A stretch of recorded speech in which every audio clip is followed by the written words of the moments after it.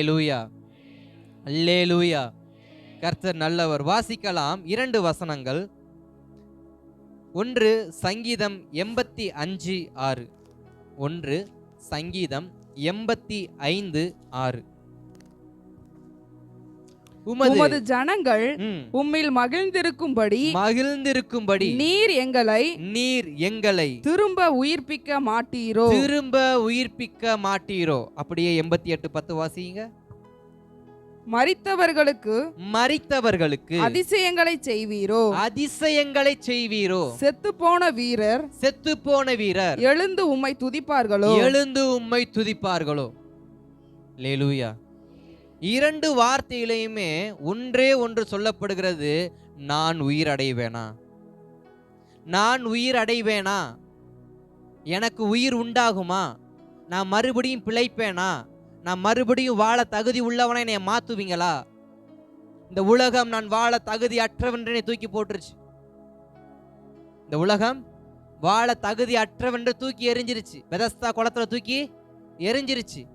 38 வருஷமா கண்டுக யாரும் இல்ல. 38 வருஷமா விசாரிக்க யாரும் இல்ல. ஆனா ஒருவர் வந்தார். விசாரிக்கும்படி வந்தார். உயிர் கொடுக்கும்படி வந்தார். வாழ்க்கையை திருப்பி கொடுக்கும்படி வந்தார். எந்த வாழ்க்கையை இழந்து நின்னானோ அந்த வாழ்க்கையை திரும்ப கொடுத்து நீ உயிரடைஞ்சி மறுபடியும் நீ கிளம்பி என்ன பண்ணு? பட்டணத்துக்குள்ள போ. இன்றைக்கும் கர்த்தர் கொடுக்கிற அதே ஒரு வார்த்தை. இத்தனை வருஷமா முடக்கப்பட்டிருந்த நம்முடைய வாழ்க்கைய, செயல்படாத நம்முடைய வாழ்க்கைய இந்த 21 நாட்கள் முடிவுக்கு அப்புறமா கர்த்தர் கொடுக்கிற ஒரே ஒரு வார்த்தை, நீ எழும்பி நடக்க ஆரம்பிப்ப. நீ படுத்திருந்த படுக்கை இனி நிலைமை கிடையாது. நீ இனி நடக்க ஆரம்பிப்ப. இனி நீ அநேகரை பார்க்க ஆரம்பிப்ப. நீ அநேகருக்கு சாட்சியா இருப்ப. உன்னைய கண்டவர்கள் உன்னை எழுப்பினவர் யார் என்று கேட்க நீ சாட்சி கொடுக்க கர்த்தர் நாமத்தை மகிமைப்படுத்த கர்த்தர் உண்மை உள்ளவராக இருக்கிறார். அவர் நாமத்தை மகிமைப்படுத்த அவர் எப்படிப்பட்டவரா இருக்கிறாரு? உண்மை உள்ளவரா இருக்கிறார். அதற்கு யாரை பயன்படுத்த போறாரு? நம்மளை பயன்படுத்த போறாரு. எப்படி இருந்த நம்மள? தூக்கி எறியப்பட்ட நம்மள, வேண்டான்னு பெதஸ்தா குளத்திலே கடந்து சாகட்டுன்னு விட்ட நம்மள ஒரு நாள் கூட விசாரிக்க ஒருத்தர் வந்ததில்லை. நான் உயிர் அடைவேனா? நான் மறுபடியும் உயிர் அடைவேனா? கேள்விக்குறியோடு இருந்த பெதஸ்தா குளத்தில் இருந்த அந்த வியாதியஸ்தனுக்கு கர்த்தர் கொடுத்த ஒரே வார்த்தை, உனக்கு நான் உயிரை கொடுக்கிறேன். நீ உயிர் அடைவ, நீ எழும்புவ, நீ சாட்சியா இருப்ப. அநேகர கர்த்தர் நிச்சயமாய் சாட்சியாய் நிறுத்த அவர் உண்மை உள்ளவர். நீங்க எழும்புவீங்க, நீங்க நடப்பீங்க, நீங்க அநேகருக்கு சாட்சியா இருப்பீங்க. உங்களை பார்க்கிற அநேகர் கர்த்தருடைய நாமத்தை தொழுது கொள்வார்கள். அந்த 38 வருட வியாதியஸ்தனை பார்த்து அநேகர் கர்த்தரை தொழுது கொள்வார்கள்னா, இங்க இருக்கிற ஒவ்வொருத்தரையும் பார்த்து கர்த்தருடைய நாமத்தை தொழுது கொள்வார்களா மாட்டாங்களா? நிச்சயமா தொழுது கொள்வாங்க. காரணம், கர்த்தர் ஒருவனை தேடி வந்து கர்த்தர் மகிமைப்படுத்துவார்னா நாம் எல்லோரும் கர்த்தரை தேடி வந்திருக்கிறோம். அவரை தேடி வந்த ஒருத்தரை அவர் துக்க முகத்தோடு அனுப்புனது கிடையாது. உயிர் கொடுத்து அனுப்பியிருக்காரு. அப்ப உயிர் அடைவேனா? உமது ஜனங்கள் உம்மில் மகிழ்ந்திருக்கும்படி நீர் எங்களை திரும்ப உயிர்ப்பிக்க மாட்டீரோ. 38 வியாதியஸ்தன் கேட்ட ஒரே கேள்வி, நான் உயிர் அடைவேனா? எனக்கு உயிர் உண்டாகுமா?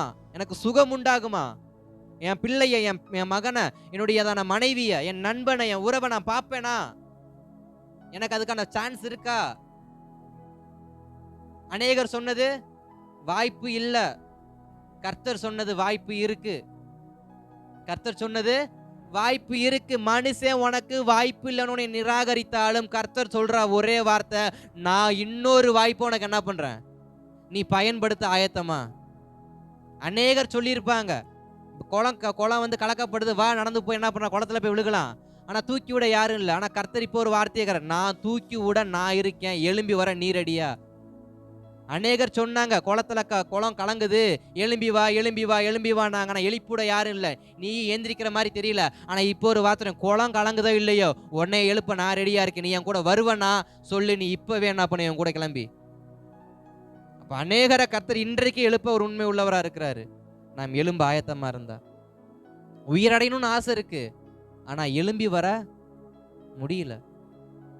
அந்த அளவுக்கு சூழ்நிலை நெருக்கி இருக்கு. கர்த்தர் சொல்ற வார்த்தை, உன்னை நான் எழுப்புவேன், நான் மறுபடியும் உயிர் கொடுப்பேன், நீ உயிர் அடைஞ்சு மரித்தவர்களுக்கு அதிசயம் செய்வீரோ என்ற வார்த்தை இருக்குல்ல 88:10. அற்புதம் நடக்கும். எந்த காரியம் மரித்து போனதோ மரித்து போன இடத்திலே அற்புதம் செய்ய அவர் உண்மை உள்ளவர். எது மரித்து போனாலும் சரி, எந்த பகுதி வாழ்க்கையில மரித்து போயிருந்தாலும் சரி, மரித்ததை உயிர்ப்பிக்கல என் தேவனை போல வல்லமை படைத்தவர் ஒருவரும் கிடையாது. வருடங்கள் ஆனாலும் உயிர்ப்பிக்க அவர் வல்லமை உள்ளவர். நாட்கள் ஆனாலும் உயிர்ப்பிக்க அவர் வல்லமை உள்ளவர். உலர்ந்த எலும்பையே உயிர்ப்பிக்கிறவர் நம்ம உயிர்ப்பிக்க மாட்டாரா? உலர்ந்து பல வருஷம் ஆனதே உயிர் கொடுத்தவர் ஜீவனோடு இருக்கிற நம்மள உயிர் கொடுப்பாரா மாட்டாரா? நடத்துவாரா மாட்டாரா? நிச்சயம் நடத்துவார். ஆனா நாம சொல்றது, நான் மரித்துட்டேன் ஆண்டவரே, நான் மரிச்சிட்டேன்ப்பா. சூழ்நிலை நம்மளை மரிச்சது போல காணப்படுத்தலாம். சூழ்நிலை நம்மளை மரித்தவர்களை போல காணப்படுத்தலாம். இந்த உலகம் நீ செத்துட்டன்னு சொல்லலாம். உலகத்தில் இருக்கிற அத்தனை பேர் நீ எழும்ப மாட்ட, இதுக்கப்புறம் உன்னுடைய வாழ்க்கை மரண வாழ்க்கைன்னு சொல்லலாம். ஆனா கர்த்தருடைய வார்த்தை இல்ல, உனக்கு அற்புதம் நடக்கும். யாரு சொன்னது உனக்கு அற்புதம் நடக்காதுன்னு? யாரு சொன்னது அற்புதம் நடக்காதுன்னு? அற்புதத்தை நடத்துகிற தேவன் நான். என்ன மீறி உனக்கு அற்புதம் நடக்காதுன்னு சொல்ல யாருக்கு அதிகாரம் கிடையாது. மனுஷனால் கூடாது, என்னால் கூடும்.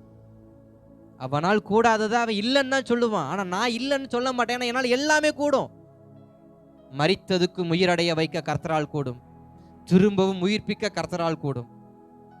நம்மை பிழைத்திருக்கும்படி, நம்முடைய ஜீவன் பிழைத்திருக்கும்படி, நாம் தூக்கி எறியப்பட்டவர்களாய் இருந்தாலும், நாம் தூக்கி எறிந்து வேண்டான்னு கொட்டப்பட்ட நிலைமையில் இருந்தாலும், மறுபடியும் உயிர் கொடுத்து வாழ வைக்க அவர் உண்மை உள்ளவர். உயிர் கொடுப்பார், நிச்சயமா உயிர் கொடுப்பார். இந்த உபவாச ஜபத்தை ஆரம்பிக்கிறப்ப எனக்கு 3 விதமான சம்பவத்தை ஆண்டவர் கொடுத்தார். 2 சம்பவத்தை ஏற்கனவே பேசிட்டாங்க. ஒரு சம்பவத்தை கர்த்தர் எனக்காகவே வச்சிருந்திருக்கார். அல்லேலூயா.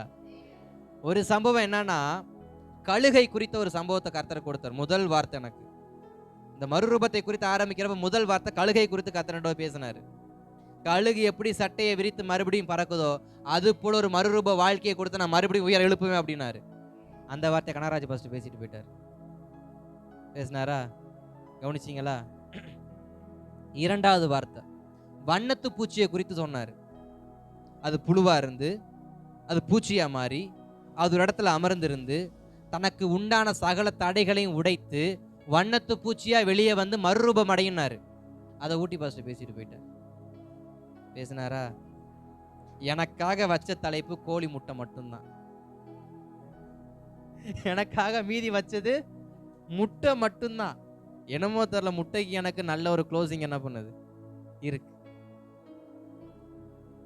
அப்போ ஒரு முட்டை 21 நாள் தேவ சமூகத்துல வைக்கப்படும்னா அதுக்கு அந்த கோழி உயிர் கொடுக்குது. தான் இட்ட முட்டைக்கு ஒரு கோழியால உயிர் கொடுக்க முடியும்னா, தனது கையால் உருவாக்கப்பட்ட நமக்கு உயிர் கொடுக்க முடியுமா முடியாதா? எந்த விஷயமா இருந்தாலும் அந்த கோழி 21 நாள் வயித்தை கட்டி வாயை கட்டி உண்ணாம உறங்காம உட்காந்து அடகாத்த அந்த கோழி குஞ்சு என்ன பண்ணும்? கொண்டு வரும். ஒரு சாதாரண பறவைக்கு தன்னுடைய முட்டையின் மேல் இவ்வளவு அக்கறை இருக்கும் என்றால், பரலோகத்தின் தகப்பன் உருவாக்கப்பட்ட நம்மிடத்தில் எவ்வளவு ஜாக்கிரதை உள்ளவரா இருப்பார். ஆனா நாம நினைக்கிறோம் நாம கூமுட்டை அப்படின்னு. நாம கூமுட்டை கிடையாதுங்க. நம்ம அழுகி போன அது ஊசன முட்டையாது, அந்த முட்டையெல்லாம் நம்ம கிடையாது. நமக்குள்ள உயிரை கத்தர் வச்சிருக்காரு. நமக்குள்ள கத்தர் உயிரை வச்சிருக்காரு. உள்ள இருந்து ஒண்ணு வெளியில வரும். உள்ள இருந்து ஒண்ணு கண்டிப்பா வெளியில வரும். வந்து அது பண்ற அட்டூழியத்தை நம்ம பார்ப்போம். அந்த அளவுக்கு ஒரு உயிரை கர்த்தர் என்ன பண்ணுவாரு? கொடுப்பார். கோழி குஞ்சு பார்க்கறதுக்கு முட்டைக்குள்ள இருக்கிறப்ப நல்லா தான் இருக்கும். அது வந்து பறக்கும் பாருங்க, இந்த பக்கம் ஒரு ஓட்டம், அந்த பக்கம் ஒரு ஓட்டம். அதை காவாந்து பண்றதுக்குள்ள நம்ம படுற பாடு பெரும்பாடா இருக்கும். அதுக்கு அந்த முட்டைக்குள்ள நம்ம ஆஃப் ஆயில போட்டிருந்தா கூட அன்னைக்கு அது என்ன பண்ணிருக்கும்? முடிஞ்சிருக்கும். ஆஃப் ஆயில கர்த்தர் மிஸ் பண்ண வச்சாரு. கடைசியில் அது பண்ற சேட்டை பெரும் சேட்டை. அது பார்க்க சேட்டை பண்றது போலதான் இருக்கும். அதனிடத்திலிருந்து ஒரு பண்ணையை கர்த்தர் உருவாக்குவார். ஒரு முட்டையை கர்த்தர் பண்ணையா மாத்துவார். ஒரே முட்டை கர்த்தர் உயிர்ப்பித்தார்னா, உயிர்ப்பிக்கப்பட்ட அந்த ஒரு முட்டை ஒரு பண்ணையா மாறும். நம்மளை கர்த்தர் நிச்சயமா பண்ணையா மாத்துவார். எத்தனை விசை தூக்கி எறிஞ்சாலும் இந்த விசை அது மிஸ் ஆகாது. அல்லேலூயா. இந்த விசை என்ன ஆகாது? கண்டிப்பா மிஸ் ஆகாது. ஏன்னா உயிரை வச்சிருக்கிறது கர்த்தர். உயிரை வச்சிருக்கிறது கர்த்தர். கொடுத்தவர், வளரச் செய்வார், வளரச் செய்கிறவர், பெருகச் செய்வார், பெருகச் செய்கிறவர் மறுரூபத்தை காண்பிப்பார். அல்லேலூயா, அல்லேலூயா. அப்ப திரும்பவும் கர்த்தர் உயிர்ப்பிக்கணும்னா என்ன செய்யணும்? அதுதான் நம்ம பார்க்க போறோம். திரும்பவும் நம்மளை கர்த்தர் உயிர்ப்பிக்கணும்னா நம்ம என்ன செய்யணும்? முதல் வார்த்தையை வாசிக்கலாம். முதல் ஒரு உயிர்ப்பிப்பை நம்ம வாசிக்கலாம். ஆதியாகமத்தின் புஸ்தகம் 40ஆம் அதிகாரத்தின் 10வது வசனத்தை வாசிக்கலாம். ஆதியாகமம் 40:10. அந்த திராட்சை செடியிலே 3 கொடிகள் இருந்தது. 3 கொடிகள் இருந்தது. அது துளிர்க்கிறதா இருந்தது. அதில் பூக்கள் மலர்ந்திருந்தது. அதன் குலைகள் பழுத்த பழங்களா இருந்தது. பார்வோனுடைய பாத்திரம் என் கையிலே இருந்தது. நான் அந்த பழங்களை பறித்து அவைகளை பார்வோனுடைய பாத்திரத்தில் பிழிந்து அந்த பாத்திரத்தை பார்வோனுடைய கையிலே கொடுத்தேன் என்று தன் சொப்பனத்தை சொன்னான். ஸ்தோத்திரம். இங்க பானபாத்திரக்காரனுக்கு ஒரு சொப்பனம் உண்டாகுது. இந்த பானபாத்திரக்காரனுக்கு ஒரு சொப்பனம் உண்டாகுது. என்ன சொப்பனம்னா, ஒரு 3 கொடியை நான் என்ன பண்றேன்? பார்க்கிறேன். அந்த 3 கொடியிலிருந்து துளிர்க்கிற 3 விதமான பூக்களை நான் என்ன பண்றேன்? பார்க்கிறேன் அப்படின்னு அந்த தரிசனத்தை, அந்த சொப்பனத்தை பானபாத்திரக்காரன் சொல்றான். இந்த பானபாத்திரக்காரன் எங்க இருந்து இந்த தரிசனத்தை சொல்றான் அப்படின்னா, சிறைச்சாலைக்குள்ள, அதாவது ஜெயிலுக்குள்ள உட்காந்து கர்த்தர் ஒரு சொப்பனத்தை கொடுக்கிறாரு. ஒரு 3 துளிர் துளிர்க்கிற மாதிரி, செடியிலிருந்து 3 துளிர் துளிர்த்து மலரை கொடுக்கிறது போல. இப்ப சொப்பனம் யோசேப்பு கிட்ட வருது. யோசேப்பு சொல்றாரு, நீ இன்னும் 3 நாள்ல பானபாத்திரக்காரனுடைய வேலையை நீ என்ன பண்ண மறுபடியும் செய்வ. மறுபடியும் நீ ராஜா கிட்ட என்ன பண்ணுவ? போவ. இவன் ஏன் ஜெயிலுக்கு வந்தான்னு தெரியுமா? பானபாத்திரக்காரனா மறுபடியும் ராஜா கிட்ட போறது ரெண்டாவது. நீ ஃபர்ஸ்ட் ஏன் உள்ள வந்த? வாசிங்க. 2வது வசனத்துல பார்க்கிறோம். 42ல பார்வோன் தன் பானபாத்திரக்காரரின் தலைவனும் சுயம்பாகிகளின் தலைவனும் ஆகிய இவ்விரண்டு பிரதானிகளின் மேலும் கடும் கோபம் கொண்டு இப்ப ஜெயிலுக்குள்ள வர காரணம் என்ன? இவர்கள் ராஜாவை கோபப்படுத்தி விட்டார்கள்.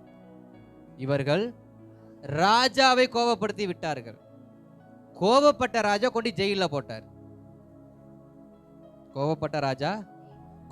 போட்டார். இதை கொஞ்சம் சரித்திரத்தோட வாசிச்சு பார்த்தீங்கன்னா, எப்பெல்லாம் ஜனங்கள் கர்த்தரை கோபப்படுத்தினார்களோ வருஷ கணக்கா கொண்டு போய் ஜெயில வச்சார். வருஷ கணக்கா கொண்டு போய் ஜெயில வச்சார். அப்படி ஜெயில வைக்கிறப்பதான் சங்கீதத்தில் ஒரு வார்த்தை சொல்லப்பட்டிருக்கும், இந்த பாபிலோன் ஆறுகள் அருகே நாங்கள் கிண்ணறங்களை வைத்து வாசித்து கொண்டிருந்தோம், நாங்கள் உயிரடைய மாட்டோமா என்று சொல்லி. என்ன மாட்டோமான்னு சொல்லி இவங்க ஏன் உயிரை இழந்து போனாங்கன்னா, கர்த்தரை கோபப்படுத்தினதுனால. இந்த பானபாத்திரக்காரன் ஜெயிலுக்குள்ள வர காரணம் என்ன? ராஜாவை கோபப்படுத்தினதுனால. ராஜாவுக்கு கோபம் வராதபடிக்கு பானபாத்திரக்காரன் நடந்திருந்தானா, இந்த சுயம்பாகியின் தலைவனும் பானபாத்திரக்காரனும் பத்திரமா அரண்மனைக்குள்ளே இருந்திருப்பாங்க, ஜெயிலுக்குள்ள வந்திருக்க மாட்டாங்க. ஜெயிலுக்குள்ள வர காரணம் இவர்கள் செய்த தவறு. அந்த தவறு ராஜாவை கோபப்படுத்தியது. ராஜா கொடுத்த தண்டனை ஜெயிலுக்குள்ள போகணும் சொல்லி. கொஞ்சம் நம்ம யோசிக்கணும். நம்முடைய ராஜாதி ராஜாவாகிய இயேசுவை நாம் எந்தெந்த விஷயத்தில் கடுங்கோபத்தை ஏற்படுத்துகிறோம்? எத்தனை விஷயத்தில் கடுங்கோபம் ஏற்படுத்தி இருக்கிறோம். இப்படி கடுங்கோபத்தை ஏற்படுத்தி தேவ சமூகத்தில், ஆண்டவரே என்னை மறுபடியும் உயிர்ப்பீங்க, நான் உயிரடைய விரும்புறேன்னு சொல்லி நம்ம கேட்கிறோம் அப்படின்னா, நமக்கு ஒரு வார்த்தையை கர்த்தர் வைத்திருக்கிற. திருப்பிக் கொள்ளுங்கள். சங்கீதங்களின் புஸ்தகம் 126ஆம் சங்கீதத்தின் 1, 2, 3, 4 வசனத்தை வேகமா வாசிக்கலாமா? சிறையிருப்பை கர்த்தர் திருப்பும் போது சொப்பனம் காண்கிறது போல இருந்தோம். அப்பொழுது அப்பொழுது நம்முடைய வாய் ம், நகைப்பினாலும் நம்முடைய நாவு ஆனந்த சத்தத்தினாலும் நிறைந்திருந்தது. ம், அப்பொழுது கர்த்தர் இவர்களுக்கு பெரிய காரியங்களை செய்தார் என்று புறஜாதிகளுக்குள்ளே சொல்லிக் கொண்டார்கள். ம், கர்த்தர் நமக்கு பெரிய காரியங்களை செய்தார், ம், இதன் நிமித்தம் நாம் மகிழ்ந்திருக்கிறோம். ம். கர்த்தாவே, கர்த்தாவே, தெற்கத்தி வெள்ளங்களை திருப்புவது தெற்கத்தி போல வெள்ளங்களை திருப்புவது போல எங்கள் எங்கள் சிறையிருப்பை திருப்பும். அல்லேலூயா. வார்த்தை சொல்லுகிறது, தெற்கத்தி வெள்ளம் திரும்புவது போல எங்களை கர்த்தர் திருப்பி கொண்டு போங்கப்பா. நான் கோபப்படுத்தினது உண்மை, நான் கோபப்படுத்தினது உண்மை. சங்கீதம் 137:1 வாசிங்களேன். சங்கீதம் 137:1. பாபிலோன் ஆறுகள் அருகே ம், நாங்கள் உட்கார்ந்து அங்கே சீயோனை நினைத்து அழுதோம். அதன் நடுவில் இருக்கும் மலரி செடிகளின் மேல் ம், எங்கள் கிண்ணறங்களை தூக்கி வைத்தோம். ம், எங்களை சிறை பிடித்தவர்கள் ம், அங்கே எங்கள் பாடல்களையும் ம், எங்களை பாழாக்கினவர்கள் ம். மங்கள கீதத்தையும் விரும்பி ம். சீயோனின் பாட்டுகளில் சிலதை எங்களுக்கு பாடுங்கள் என்று சொன்னார்கள். ஸ்தோத்திரம். இப்ப இவங்க என்ன பண்றாங்க? கர்த்தரை கோபப்படுத்துறதுனால கர்த்தர் பாபிலோனுக்குள்ள கொண்டு போய் வச்சார்.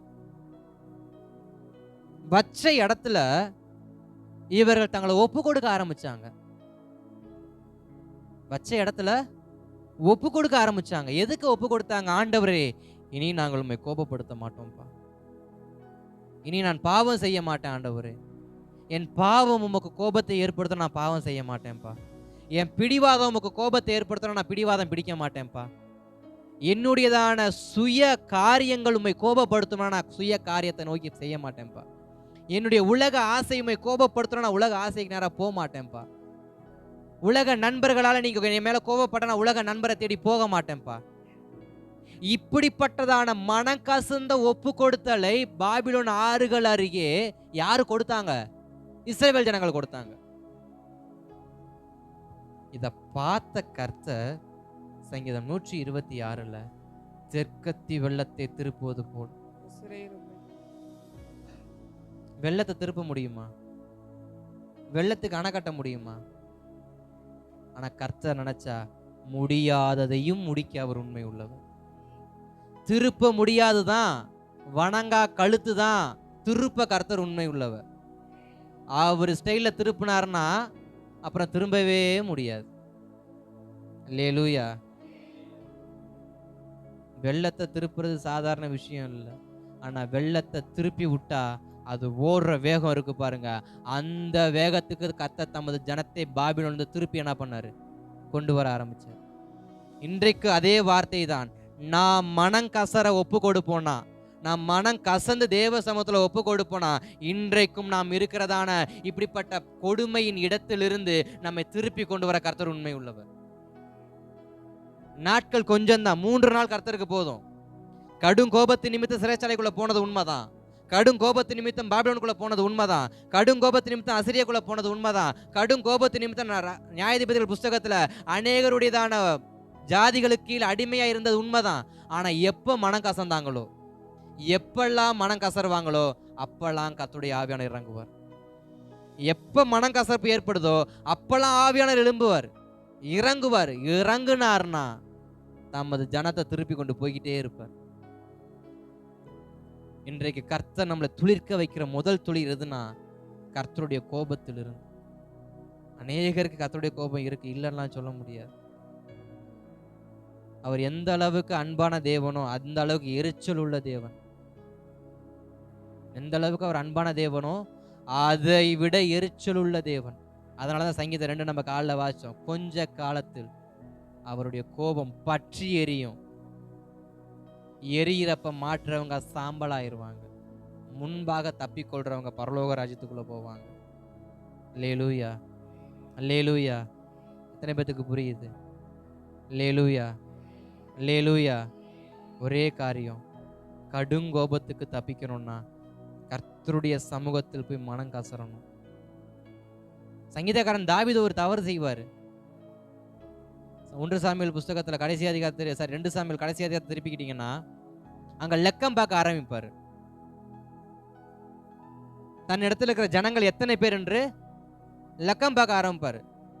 கர்த்தர் சொல்லாத ஒரு காரியம். கர்த்தர் சொல்லாத ஒரு காரியம். என்றைக்குமே கர்த்தர் தமது ஜனத்தை லக்கம் பார்க்க வைக்க மாட்டார். லக்கம் பார்த்தா பெருமை வந்துடும், என்கிட்ட இவ்வளோ இருக்கு. எசேக்கியாவை கர்த்தர் அடிக்க காரணமே அதுதான். 15 வருஷம் ஜீவனை எக்ஸ்டெண்ட் பண்ணி கொடுத்துமே ஏசையா சொல்றாரு, நீ எதை காட்டின? கர்த்தர் கொடுத்த ஜீவனை காட்டினியா, ஒன்றை இருக்க பொருளை காட்டினியா? பொருளை காட்டின, உன் பொருள் உன்னோட சேர்ந்து என்ன பண்ணிடும்? போயிரும், நீயும் போயிருவன்ட்டாரு. அப்ப சொல்ல வர விஷயம் என்ன அப்படின்னா, நாம எதை கர்த்தருடைய கரத்துல முன் வைக்கிறோம்?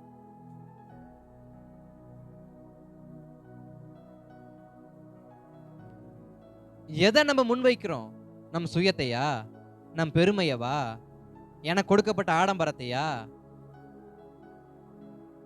தாவீது அதை தான் செஞ்சார், லக்கம் பார்க்க ஆரம்பிச்சார். அப்பயும் தளபதிகள் சொல்றாங்க, இது சரியான விஷயம் கிடையாது ராஜாவே, செய்யக்கூடாது ராஜாவேன்னு. நீ ராஜாவா நான் ராஜாவா? செய்யறியா இல்லையா? எத்தனை விஷயம் இந்த மாதிரி வார்த்தை நம்ம விட்டுருக்கிறோம் வெளியில. நமக்கு தவறுன்னு சொல்ல சிலரை கர்த்தர் ஏற்படுத்தி இருந்தாரு, ஆனா கேட்கல. தவறுன்னு சொல்றதுக்கு சிலரை கர்த்தர் ஏற்படுத்தி வைத்தாரு, ஆனா நம்ம மண்ட கௌரவம் கேட்க விடல. நீ என்ன எனக்கு சொல்றது, நான் சொல்றத நீ செய் அப்படின்னு ராஜா தாவீது அனுப்பிட்டாரு. நடந்தது நமக்கு தெரியும். கர்த்தருடைய சங்கார பட்டயம் ஜனத்துக்குள் இறங்க ஆரம்பிச்சிச்சு. கொத்து கொத்தா ஜனங்கள் சாக ஆரம்பிச்சாங்க. யாரால? நம்முடைய சுயத்தால. நம்முடைய சுயத்தால, நம்முடைய தலகணத்தால, நம்முடைய கீழ்ப்படியாமையால யார் சாகுறா? கர்த்தர் நம்மை நம்பி கொடுத்ததான அத்தனையும் சாக காரணம் என் தலையில் ஏறிய கௌரவங்கள், என் தலையில் ஏறிய தலகணங்கள். அதுதான் கர்த்தரை கோபப்படுத்துச்சு. ராஜா செஞ்ச ஒரே விஷயம், தாவீது உடனே தேவ சமூகத்துல மனம் கசந்து, நான் செய்தது தவறு ஆண்டவரே, புத்தி மழுங்கி செஞ்சிட்டேன்ப்பா, என்னைய மன்னிங்கன்னு சொல்லி தூப கலசை எடுத்துக்கிட்டு ஆசாரிகளை உள்ள இறக்குறாரு. ஆசாரியனை மரித்தவனுக்கும் உயிரோடு இருக்கிறவனுக்கும் நடுவாக இருந்து நீ தூப கலசத்தை ஏற்படுத்து, நான் மனம் கசந்தேன்றதை கர்த்தருக்கு தெரியப்படுத்து, என் மன்னிப்பை கர்த்தருடைய சமூகத்தில் ஏற்படுத்து. கர்த்தர் சுகந்த வாசனையா எடுத்துக்கொண்டு என் தவறை மன்னித்து இந்த சங்காரத்துக்கு ஜனங்களை தப்புவிக்கட்டும்னாரு. இன்னைக்கு நம்ம செய்ய வேண்டியது மனம் கசரணும். தேவ சமூகத்தில் மனம் கசரணும். தப்பு பண்ணிட்டேன்ப்பா, நான் தப்பு பண்ணிட்டேன்ப்பா. 2 விதமான மன்னிப்பு உண்டு. நான் எப்பயுமே சொல்றது 2 விதமான மன்னிப்பு. ஒன்று கர்த்தருடைய சமூகத்துல, இன்னொன்னு சகோதர சகோதரி கிட்ட. கேட்கணும், கேட்டே ஆகணும். கர்த்தருடைய சமூகத்துல ஒப்புரவானாங்க. தாவீது யார்கிட்ட ஒப்புரவானா தெரியுமா? கர்த்தர்கிட்ட ஒப்புரவானாரு. 2வது தீர்க்கதரிசிகிட்ட ஒப்புரவானாரு. நான் செஞ்சது தவறு.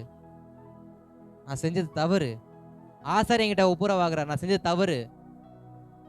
தன்னோட இந்த சக தளபதியிட்ட ஒப்புக்கிறார், நான் செஞ்ச தவறு. நீ சொன்னதை நான் கேட்காம போனேன், தப்பு தான், மன்னிச்சுக்க. ஒப்புரவாகிற இருதயம் இருக்கும்னா தெற்கத்திய வெள்ளத்தை திருப்புவது போல திருப்ப கர்த்தர் உண்மை உள்ளவர். திருப்பணும்னா நாம திரும்பணும். கர்த்தர் திருப்பணும்னா நாம திரும்பணும். நாம திரும்பாம ஆண்டவரை திருப்போம்னா எப்படி திரும்ப முடியும்? எப்படி திரும்ப முடியும்? எப்படி துளிர்க்க முடியும்? எப்படி கர்த்தரால உயிர் கொடுக்க முடியும்? நான் உணர்வு இல்லைன்னா உயிர் எப்படி வரும்? உணர்வுள்ள இருதயத்துக்கு தான் கர்த்தர் உயிரை கொடுப்பாரே தவிர உணர்வற்ற சடலத்துக்கு கர்த்தர் என்றைக்கும் உயிரை கொடுக்க மாட்டார். நமக்குள்ள உயிர் இருந்தா உயிரை கேளுங்க. நமக்குள்ள என்ன சுவாசம் இருக்குல்ல, இன்னும் மூச்சு காத்து இன்னும் ஏறி இறங்கிட்டு தானே இருக்கு. அதுல சந்தேகம் எதுவும் இல்லையே. சந்தேகம் அந்த மூக்குல வரல வச்சு பாருங்க, இருக்கா இல்லையான்னு. இருக்குன்னா கர்த்தருடைய சமூகத்துல கேளுங்க, ஆண்டவரே என்னை திரும்பவும் உயிர்ப்பீங்கப்பா, என்னை திரும்பவும் உயிர்ப்பீங்கப்பா, என்னை திரும்ப உயிர்ப்பீங்கப்பா. அதுதான் பானபாத்திரக்காரனுக்கு யோசேப்பு சொன்னாரு, உன் மேல உன் ராஜா வச்ச கோபம் மாறி உன் ராஜாவே உன்னை கூப்பிடுவாரு, நீ புறப்பட்டு போக ரெடியா இருந்துக்க. நம்மேல் இருந்த கோபம் மாறி கர்த்தர் நம்மை மன்னித்து நம்மை மறுபடியும் பிள்ளைகளா ஏற்றுக்கொள்ள அவர் உண்மை உள்ளவர், நம்மை அழைக்க போகிறார். ரெடியா இருந்துக்காங்க. கர்த்தருடைய சமூகத்துல மறுபடியும் கோபப்படுத்த மட்டும் செஞ்சிடாதீங்க. மீண்டும் ஒரு கோபத்தை ஏற்படுத்துறாதீங்க தேவ சமூகத்துல. ஏற்கனவே ஏற்படுத்தப்பட்ட கோபத்தை சிறைச்சாலைக்குள்ள தள்ளப்பட்டு கிடக்குறோம். அவரே சொப்பனத்தை கொடுக்குறாரு, 3 நாள் நீ துளிர்ப்ப மறுபடியும், 3 நாள் நீ மறுபடியும் உயிரடைவன வார்த்தையை கொடுக்குறாரு. 3 நாள் தான் நீ மறுபடியும் உயிரடைவ. உயிர் அடைஞ்சன்னா மறுபடியும் கோபத்தை என்ன பண்ணிடாத, எழுப்பிடாத. உயிர் அடைஞ்சு கோபத்தை மறுபடியும் எழுப்பிடாதீங்க. அல்லேலூயா. இரண்டாவது ஒரு வார்த்தையை வாசிக்கலாம். என்னாகமத்தின் புஸ்தகம் 17ஆம் அதிகாரம் 5வது வசனத்தை வாசிக்கலாம். என்னாகமம் 17:5.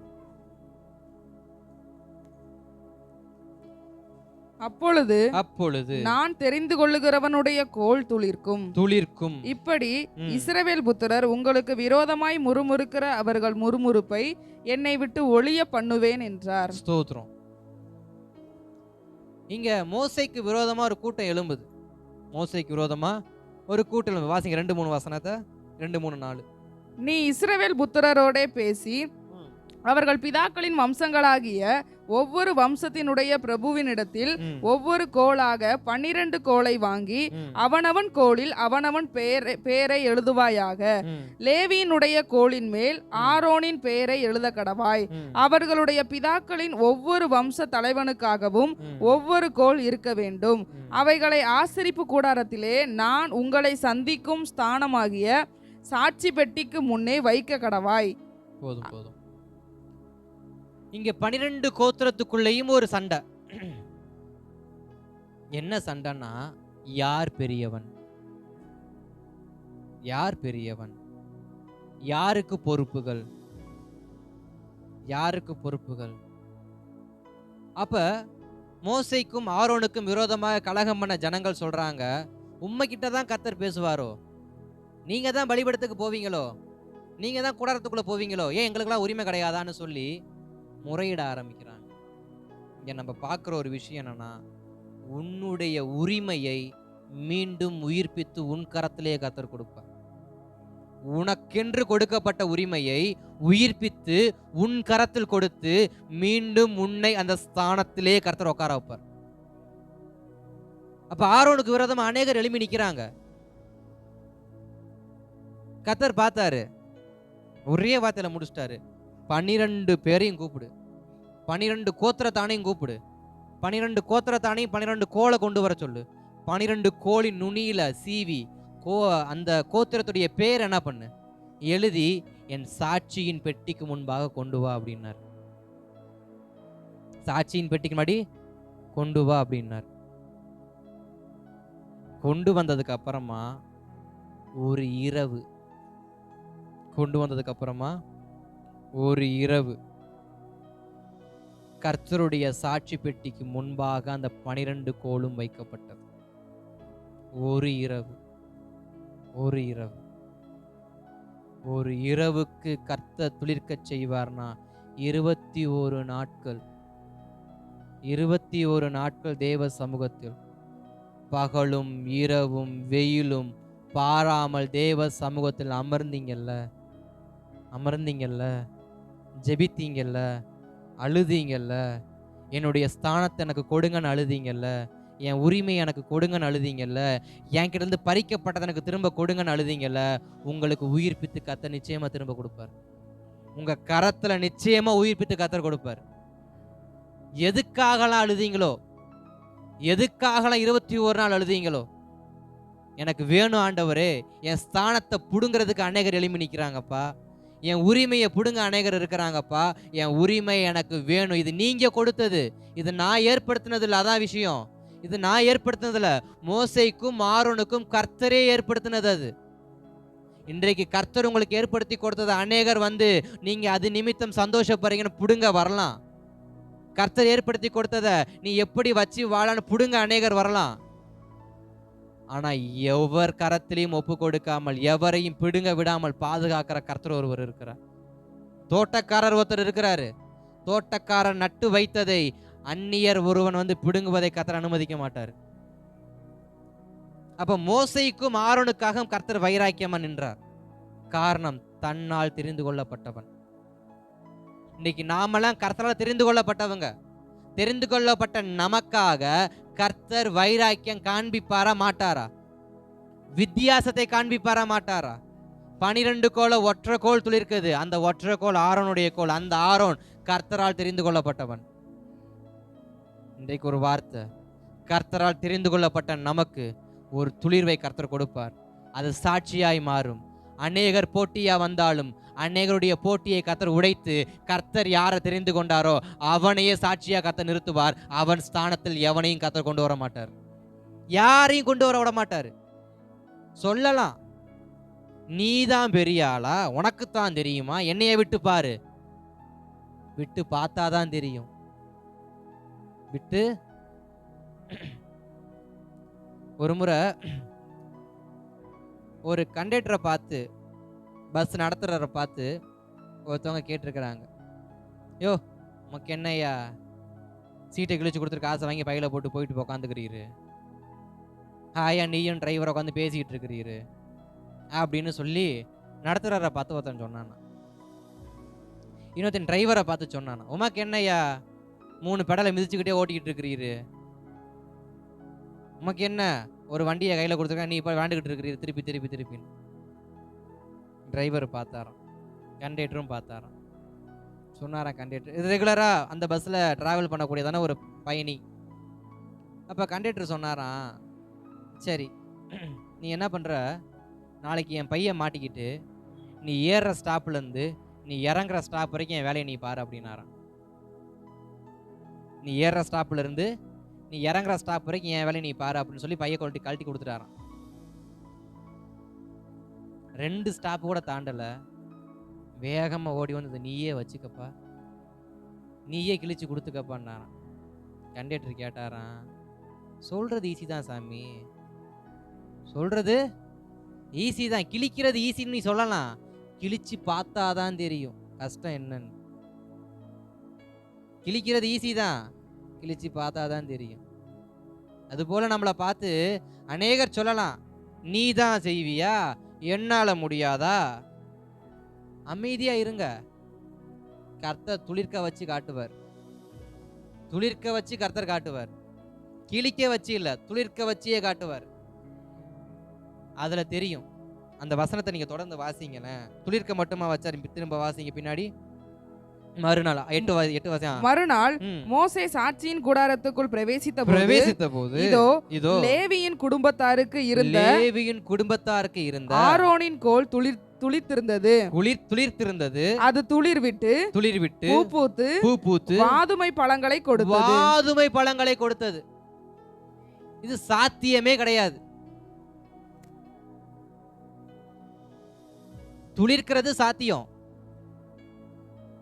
நீங்க கவனிச்சிருப்ப, இந்த கொட்டை செடி பார்த்துருக்கீங்களா? கொட்டை செடி பார்த்துருப்பீங்கன்னு நினைக்கிறேன்.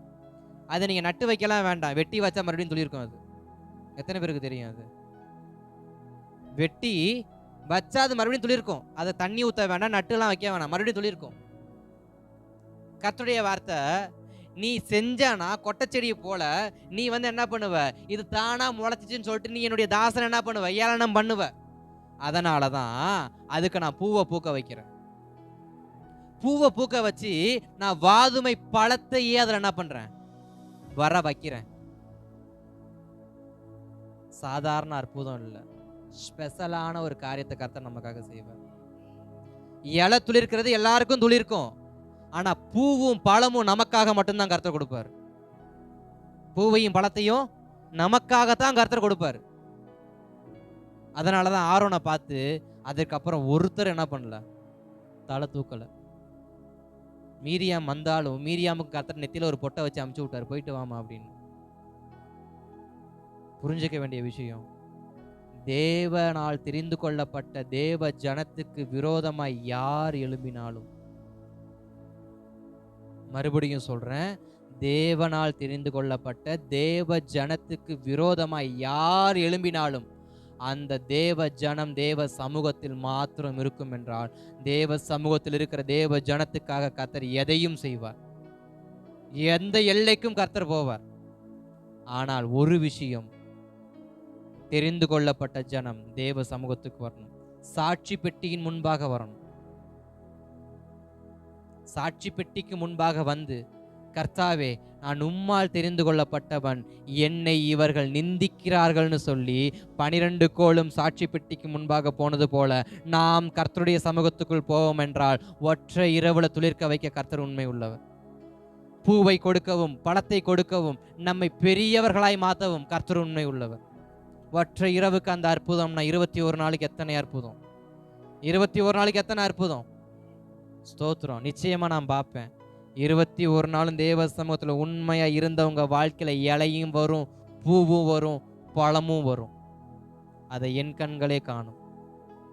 அதுல நான் தெரிந்து கொள்ளுவேன் எந்தெந்த கோலெல்லாம் உண்மையா சாட்சி பெட்டிக்கு முன்னாடி இருந்துச்சு, எந்தெந்த கோல்லாம் சாட்சி பெட்டிக்கு முன்னாடி ஸ்தோத்திரம் வேஷம் போட்டுச்சுன்றத கர்த்தர் என் கண்ணில் காண செய்வார்.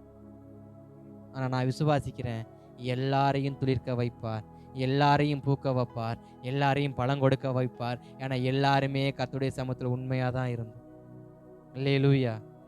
அத்தனை பேரையும் கர்த்தர் மறுபடியும் உயிரடைய செய்வார். உங்கள் ஸ்தானத்தில் திருப்புவார், உங்கள் ஸ்தானத்தில் கர்த்தர் கொண்டு வருவார். யாரு வேணாலும் பிடுங்கிருக்கலாம் உங்க ஸ்தானத்தை. திட்டவட்டமான வார்த்தை, உங்கள் ஸ்தானத்தை கர்த்தர் உங்களுக்கே திரும்ப கொடுப்பார். குறுக்க யாரு வந்தாலும் சரி, உங்களுக்கு முன்னே போகிறவர் கர்த்தர், உங்களுக்கு முன்னே போகிறவர் கர்த்தர். உங்களுக்கு முன்பாக இருக்கிறவர் உங்களை அழைத்தவர். நீங்க இருக்கிறவருடைய சிறகு நிழலுக்குள்ள மூடி இருக்கிறது கர்த்தருடைய சிறகு. பயப்பட வேண்டாம்.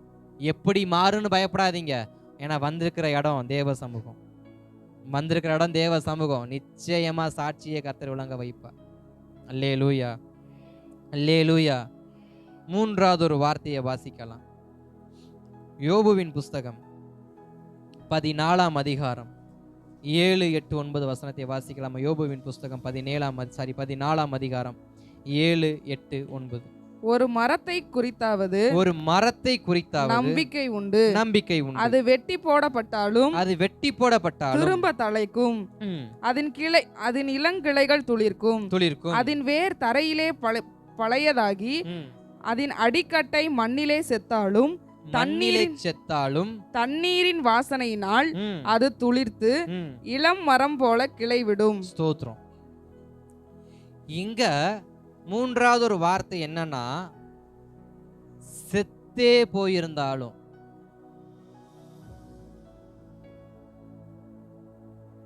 செத்தே போயிருந்தாலும் வாசனையை கொடுத்து உயிர்ப்பிக்க கர்த்தர் உண்மை உள்ளவர். அல்லேலூயா, ஸ்தோத்திரம். வார்த்தைக்கு நேரம் மறுபடியும் நான் போகிறேன். யோபு ஒரு வார்த்தையை சொல்ற, மரத்தை குறித்து ஒரு நம்பிக்கை உண்டு. ஒரு மரத்தை குறித்து ஒரு நம்பிக்கை உண்டு. அந்த மரத்தை என்ன நம்பிக்கைனா, அது வெட்டப்பட்டாலும் திரும்ப தழைக்கும், அதன் இளங்கிளைகள் துளிர்க்கும். அது துளிர்க்கும் என்பதால, அது தழைக்கும் என்பதால எல்லோருமே அதை வெட்ட ஆரம்பிச்சாங்க. அது துளிர்க்கும் என்பதாலையும் அது தளர்க்கும் என்பதாலையும் எல்லோரும் அதை வெட்டினாங்க. மரத்தை எதுக்கெல்லாம் வெட்டுவாங்க? டேபிள் செய்ய, சேர் செய்ய, சிலர் எரிக்கிறதுக்கு, எல்லாத்துக்கும் அந்த மரத்தை பயன்படுத்தினாங்க. எல்லாத்துக்கும் மரத்தை பயன்படுத்தினாங்க. பயன்படுத்தப்பட்டு பயன்படுத்தப்பட்டு பயன்படுத்தப்பட்ட அந்த மரத்தை வெட்டி வெட்டி வெட்டி வெட்டி வெட்டி வெட்டி அதன் வேரே சாகடிச்சிட்டாங்க. வெட்டி வெட்டி வெட்டி வெட்டி வேறைய சாகடிச்சிட்டாங்க. எத்தனை பேருடைய வாழ்க்கையில நம்மளை பயன்படுத்தி பயன்படுத்தி பயன்படுத்தி பயன்படுத்தி நம்முடைய வேற சாகடிச்சிருக்கிறாங்க. திரும்பி பார்த்தா வாழ்க்கையில ஒண்ணுமே இருக்காது, எல்லாம் போச்சு. சாகிறத தவிர, செத்து போறத தவிர வேற ஒண்ணுமே அங்க மிச்சம் இல்லை. எல்லாம் உறிஞ்செடுக்கப்பட்டாயிற்று. காரணம், அந்த மரம் தலைக்குன்றதுனால, அந்த மரத்தின் இளங்கிளைகள் துளிர்க்கும் என்பதால வரவெல்லாம் வெட்டின அந்த மரத்தை. ஒரு ஆசாரியன் கடந்து போனா அவன் வெட்டி மரம் வெட்ட போனான். ஒரு சின்ன பிள்ளைங்களை போனாங்க, அவங்க வெட்டி மரபொம்மை செஞ்சு எடுத்துட்டு போயிட்டாங்க. இப்படி வரவெல்லாம் வெட்டுறான் அந்த மரத்தை. மரம் எவ்வளவுதாங்க தாங்கும்? மரம் எவ்வளவுதான் தாங்கும்? சரிஞ்சிருச்சு. எத்தனை பேத்துக்கு புரியுது? அல்லேலூயா, அல்லேலூயா. வெட்டி வெட்டி வெட்டி வெட்டி வெட்டி நம் இருதயத்தையே சரிச்சிட்டாங்க அநேகம். இதுக்கு மேல எழும்பி நிக்க பலன் இல்ல. எதுக்கு? இருதயத்துக்கு பலன் இல்ல. மறுபடியும் இந்த இருதயம் பலப்பட முடியாத அளவுக்கு இந்த இருதயம் அடிபட்டுருச்சு. ஆனா வார்த்தை, அந்த இருதயம் செத்தே போயிருந்தாலும் என் சுவாசத்தை கொடுத்தாவது நான் என்ன பண்ணுவேன்? என் வாசனையை கொடுத்தாவது என்ன பண்ணுவேன்? மறுபடியும் உயிர்ப்பிக்க வச்சு, எந்த இடத்துல அதை மொட்டையாக்குனாங்களோ அதே இடத்துல நான் துளிர்க்க வச்சு இலைய பூக்க வச்சு பூவை காய்க்க வச்சு நான் மறுபடியும் அதை நான் என்ன பண்ணுவேன்? அதன் ஸ்தானத்திலேயே நான் நிறுத்துவேன். நம்முடைய வாழ்க்கையை யாரு மொட்டை அடிச்சிருந்தாலும் உயிர்ப்பிக்கிறவர் ஒருவர் இருக்கிறார். அதுதான். அதே யோபு 33:4 வாசிங்களேன். அதே யோபு 33:4 வாசிங்களேன். ஸ்தோத்திரம். 33:4. தேவனுடைய ஆவியானவர் என்னை உண்டாக்கினார். சர்வ வல்லவருடைய சுவாசம் எனக்கு உயிர் கொடுத்தது. ஸ்தோத்திரம். ஆதியாகமத்தின் புஸ்தகத்துல பாக்குறப்ப அங்க மனுஷன் எப்படிப்பட்டவனா இருந்தான்? உருவாக்கப்பட்டு செயல்படாமல் இருந்தான். அப்படிதானே? மண்ணால் உருவாக்கப்பட்டு செயல்படாமல் படுத்திருந்தான். இப்ப கர்த்தர் என்ன சொன்னாரு? அவருடைய சுவாசத்தை கொடுத்து அவனை ஜீவாத்மாவை மாற்றினார். அதே வார்த்தையை இங்க யோபு மறுபடியும் கோட் பண்றாரு. நான் மறுபடியும் செத்தவனை போல் கிடக்கிறேன். ஒரு வார்த்தை ஆராதனைல ஒரு வார்த்தை வந்து எசேக்கியேல் 16 எனக்கு ரொம்ப பிடிச்ச அதிகாரம் அது. செத்தவனை போல கிடந்தோம், உயிர்ப்பிக்கிறவர் வந்தார். செத்தவனை போல கடந்தோம், உயிர்ப்பிக்கிறவர் வந்தார். எரிகோக்கும் எருசலேமுக்கும் அந்த வழி அருகே ஒருத்தன் படுத்து கிடந்தான், சாக கடந்தான். உயிர்ப்பிக்க ஒருத்தர் வந்தார். நம்முடைய வாழ்க்கையும் உயிர்ப்பிக்க கர்த்தர் வருவார். நமக்கு சுவாசத்தை கொடுத்து, நமக்கு வாசனையை கொடுத்து, நம்மளை மறுபடியும் தலைக்க வைத்து, நம்மளை சத்திரத்துல சேர்த்து, நம்மள ஸ்தோத்திரம் நம்முடைய ரத்தத்தை தொடச்சி பிழைத்திருன்னு நம்மளை பிழைக்க வைக்க கர்த்தர் உண்மை உள்ளவர். எத்தனை பேர் சரிச்சாலும் உயிர்ப்பிக்க ஒருவர் இருக்கிறார். பிள்ளைகள் சரிச்சிருந்தாலும், பேர பிள்ளைகள் சரிச்சிருந்தாலும், கூட பிறந்தவர்கள் சரித்திருந்தாலும் நிமிரச் செய்கிற கர்த்தர் ஒருவர் உண்டு. அவர் நம்மை உயிர்ப்பிப்பார். அவர் நம்மை மறுரூபப்படுத்துவார். ஒரு மரத்துக்கு இவ்வளவு செய்வார்னா நமக்கு செய்வாரா மாட்டாரா? நிச்சயம் செய்வார். அதை எப்ப தெரியுமா செய்வாரு? ஆபகுக் தீர்க்கதரிசனம் 3:2 வாசிங்களேன். எப்ப செய்வார்னா ஆபகுக் 3:2 செய்யுங்களேன். ஆபகுக் 3:2. கர்த்தாவே, நீர் வெளிப்படுத்தினதை நான் கேட்டேன். எனக்கு பயம் உண்டாயிற்று. கர்த்தாவே, வருஷங்களின் நடுவிலே உம்முடைய கிரியையை உயிர்ப்பியும். உமது கிரியைகளை உயிர்ப்பியும். வருஷங்களின் நடுவிலே அதை விளங்க பண்ணும். கோபித்தாலும் இரக்கத்தை நினைத்தருளும். எப்ப செய்வாராம்? இது எந்த வருஷம்? இது என்ன டைம்? வருஷத்தின் நடுவில் வந்திருக்கிறோம். அல்லேலூயா.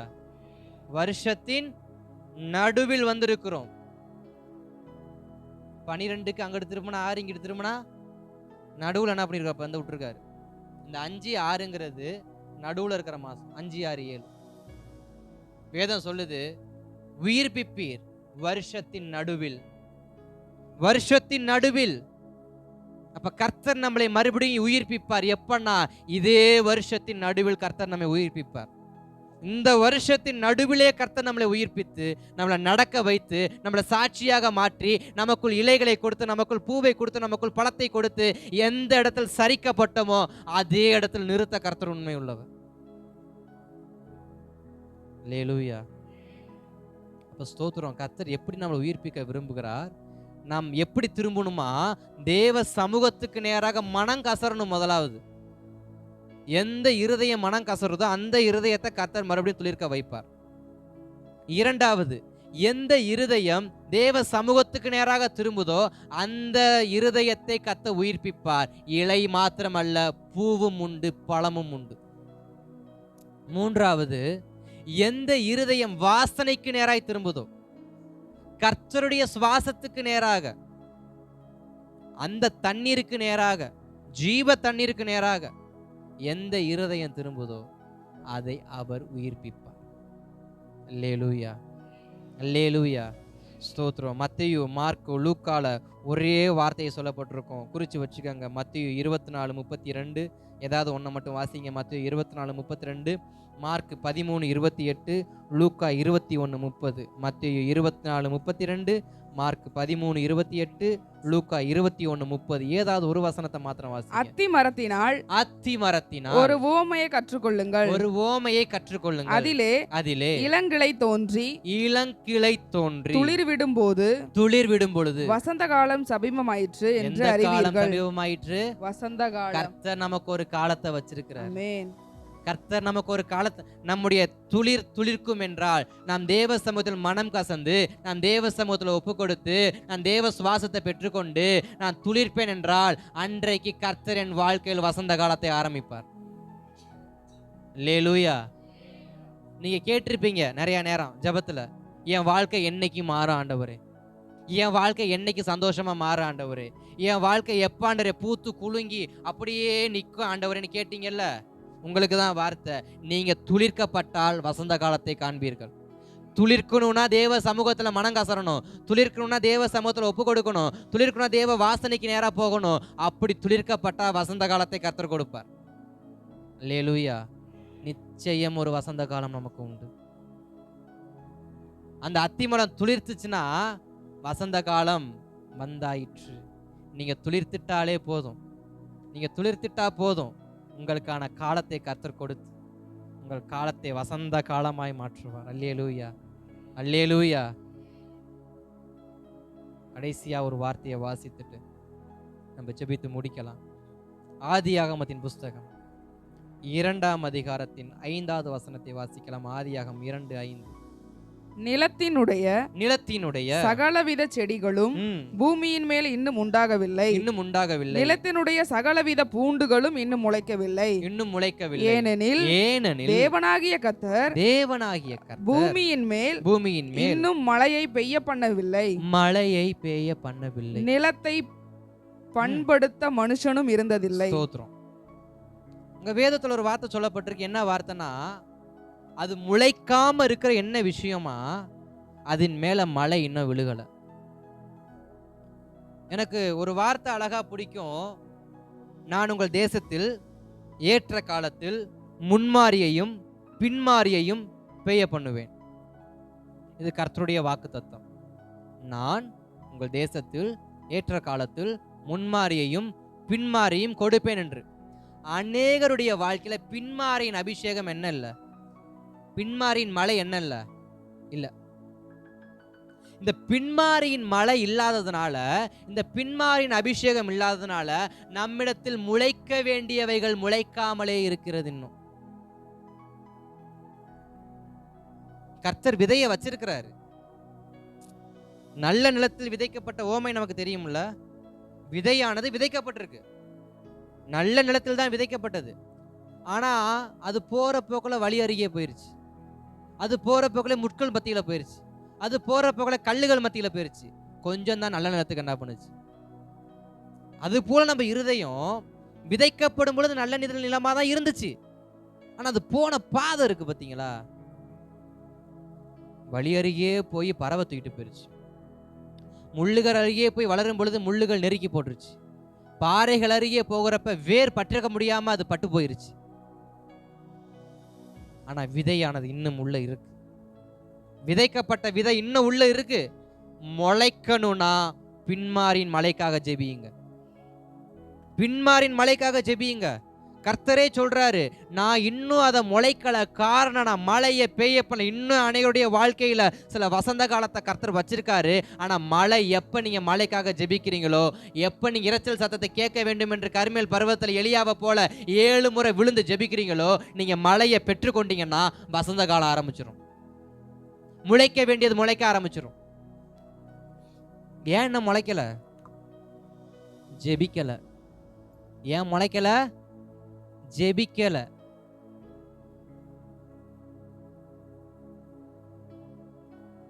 ஆகாப் மழைக்காக புல்ல தேடி போனான். அதாவது ஆடு மாடுகளுக்காக புல்ல தேடி போனான். ஆனா புல்லை முளைக்க வைக்கிற மழைக்காக அவன் என்ன பண்ணல. அநேகர் ஆசீர்வாதத்தை தான் தேடி போறோம், கொடுக்கிற கர்த்தரை மறந்துடுறோம். புல்ல தேடி போறோம், பூண்டை தேடி போறோம், மிருக ஜீவன்கள் சாப்பிடணும், மிருக ஜீவன் பிழைக்கணும்னு சொல்லிட்டு புல்லையும் பூண்டையும் தேடி போற நாம புல்லையும் பூண்டையும் முளைப்பிக்கிற கர்த்தரை தேடி போறது இல்லை. ஆனா எலியா கரெக்டா செஞ்சாரு. அவர் புல்ல தேடி போல, அவர் புல்லை முளைக்க வைக்கிற மலையை தேடி போனார். கர்மேல் பர்வதத்துக்கு போனார். எங்க போகணும்? கர்த்தரை நோக்கி ஜெபிக்கணும். சில விஷயம் முளைக்கணும்னா ஜெபிக்கணும். பதில் வர வரைக்கும் ஜெபிக்கணும். 7 முறையோ 70 முறையோ 70,000 முறையோ ஜெபிக்கணும். ஜெபிக்காம முளைக்கலையே ஆண்டவரே, விதைக்கலையே ஆண்டவரே, அறுக்கலையே ஆண்டவரேன்னா என்ன தெரியுமா சொல்லுவாரு? முதல்ல முளைக்க வை, அப்புறம் அறுக்கிறத பத்தி என்ன பண்ணலாம் பார்க்கலாம். ஒரு வயல்வெளி இருக்கு, விதைய போடாமலேயே, இல்ல விதைய போட்டு தண்ணி பாய்ச்சாமலே, இல்ல தண்ணி பாய்ச்சி களை புடுங்காமலேயே கோதுமை களஞ்ச வந்துருமா? செய்ய வேண்டியதை செய்யணும்ல, நிலத்தை பயிரிடணும்ல, உழவு ஓட்டணும்ல, விதைய விதைக்கணும்ல, தண்ணி பாய்ச்சணும்ல, களை புடுங்கணும்ல. அப்பதானேங்க கோதுமை தலைச்சு நிற்கும். எதுவுமே செய்யாம அறுக்க மட்டும் அருவா தூக்கிட்டு போனா எப்படி அறுக்க முடியும்? இன்னைக்கு அநேகர் பண்றது அதான். நம்முடைய வாழ்க்கையில ஜெபிக்கிறதும் இல்லை, விதைக்கிறதும் இல்லை, தண்ணீர் பாய்ச்சறதும் இல்லை, காவல் பண்றதும் இல்லை, அருவாளை தூக்கிட்டு போயிடுறது. எங்க இருக்கு எங்க இருக்கு எங்க இருக்குன்னு போய் பார்த்தா அது வெட்டாந்தரையா தான் இருக்கும். வெட்டாந்தரையில் போய் என்னத்தான் இருக்கிறது? மண்ணை வெட்டி கொண்டு வந்து வீட்டில் பானை வேணா செய்யலாம். 3வது நம்ம புரிஞ்சுக்கணும். 4வது நம்ம புரிஞ்சுக்கணும் என்னன்னா, முளைக்க வைக்கணும். முளைக்க வைக்கிறவரை தேடி போகணும். புல்லையும் பூண்டையும் முளைக்க வைக்கிறது மலை, மலையை கொடுக்கிறது கர்த்தர். புல்லையும் பூண்டையும் முளைக்க வைக்கிறது மலை, மலையை கொடுக்கிறது கர்த்தர். அதனாலதான் எலியா கர்மேல் பர்வதத்துல கர்த்தரை நோக்கி மழைக்காக ஜெபித்தார். தேசத்தின் பஞ்சம் மாறியது. நம்முடைய வாழ்க்கை மாறணும்னா ஜெபியுங்க. 21 நாள் மாத்திரமல்ல, தொடர்ந்து ஜெபியுங்க. இந்த ஜெபத்திற்கு பதில் உண்டு. இனி ஜெபிக்க போற ஜெபத்துக்கு மிகப்பெரிய பதில் உண்டு. அல்லேலூயா, அல்லேலூயா. சிறுக விதைத்தவன் பெருக விதைக்கிறவன். நீங்க எதை விதைக்க போறீங்க? கொஞ்சமா நிறையாவா? ஆசை அண்ட அளவு, விதைக்கிறத கையளவு. அண்ட அளவுக்கு விதையுங்க, அண்ட அளவுக்கு ஜெபியுங்க, களஞ்சிய அளவுக்கு விதையுங்க, களஞ்சிய அளவுக்கு ஜெபியுங்க. ஒரு களஞ்சியத்துக்காக ஜெபியுங்க. 1000 களஞ்சியத்தை கர்த்தர் கொடுப்பார். 1000 களஞ்சியத்தை கர்த்தர் என்ன பண்ணுவார்? கொடுப்பார். அப்ப நம்ம செய்ய வேண்டியது 4வது, எது நம்மளை முளைக்க வைக்குதோ அதை தேடி போகணும். எது நம்முடைய வாழ்க்கையை மாற்றுமோ அதை தேடி போகணும். எது நம்மளை பிழைக்க வைக்கும் அதை தேடி போகணும். அப்ப எங்க போகணும்? தேவ சமூகத்துக்கு, ஜெபத்தை நோக்கி போகணும். அநேக நேரத்துல எங்கெங்கேயோ போறோம், எதையோ தேடுறோம், எதையோ எதிர்பார்க்கிறோம். ஆனா அது எல்லாமே நம்முடைய வாழ்க்கைக்கு சாத்தியமா இருக்காது. ஏன்னா என்னதான் ஆதாம் அந்த புல்லை நோண்டுனாலும் புல்லு முளைக்காது. ஏன்னா ஆதாமுக்கு தெரியாது மழை பெஞ்சாதான் அது புல்லு முளைக்கும் அப்படின்னு, கர்த்தருக்கு தான் தெரியும். அதனால தான் சொன்னேன், ஆதாம் பார்த்து, ஆதாமே நீ ஓரமாக போய் உட்காரு, இது என்னோட வேலை, முளைக்க வைக்கிறது என்னோட வேலை, அதை சுத்தம் பண்ணுறது மட்டும்தான் உன்னோட வேலை. சுத்தம் பண்ணுவதை சுத்தம் பண்ணினால் முளைக்க வைக்கிறதை கர்த்தர் பார்த்து கொள்வார். அல்லேலூயா, அல்லேலூயா. மொத்தம் 4 காரியம்தான். நம் உயிரடைவதற்கு 4 காரியம். 1, மனம் கசரணும், மனம் கசந்து அழுகணும், உண்மையா ஒப்பு கொடுக்கணும். 2வது, தேவ சமூகத்தில் மாத்திரம் அமர்ந்திருக்கணும். பிடுங்க நினைக்கிறாங்களா, தேவ சமூகத்தில் போய் வச்சிருங்க. கர்த்தாவே இது நீர் கொடுத்தது, இது நீர் கொடுத்தது. 3வது, தேடுங்க, வாசனையை தேடுங்க. கர்த்தருடைய சுவாசம், கர்த்தருடைய வாசனை எங்க இருக்கோ தேடி போங்க. 3வது, முளைக்க வைக்கிறவரை முழங்கால் படியிட்டு கூப்பிடுங்க. முளைக்க வைக்கிறவரை முழங்கால் படியிட்டு கூப்பிடுங்க, நிச்சயம் கர்த்தர் இறங்குவார். அப்ப சங்கீதம் 85ல நம்ம பார்த்தோம், நான் திரும்பவும் என்னை உயிர்ப்பிக்க மாட்டீரோ. 88:10 பார்த்தோம், மரித்தவர்கள் உம்மை துதிப்பார்களோ, அற்புதம் செய்வீரோ. நடக்கும். இது எல்லாமே செத்து போன விஷயம்தான், இது எல்லாமே மரித்து போன விஷயம்தான். ஆனா கர்த்தர் உயிர்ப்பிப்பார், கர்த்தர் உயிர்ப்பிப்பார். ஜெபிக்கலாமா தேவ சமூகத்தை நோக்கி? ஹல்லேலூயா, ஹல்லேலூயா, ஹல்லேலூயா, ஹல்லேலூயா. கண்களை மூடி கொஞ்ச நேரம் தேவ சமூகத்தில், ஆண்டவரே நான் உயிரடைய விரும்புகிறேன்ப்பா, நான் உயிரடைய விரும்புகிறேன்ப்பா, என்னை உயிர்ப்பியும், என்னை உயிர்ப்பியும், என்னை உயிர்ப்பியும், என்னை உயிர்ப்பியும். ஹல்லேலூயா.